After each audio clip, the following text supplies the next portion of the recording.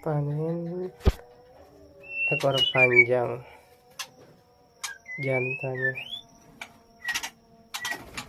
Tina.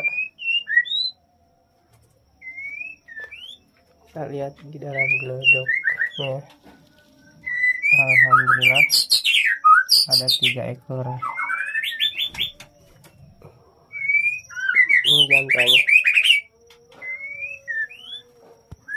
di bawah betinanya.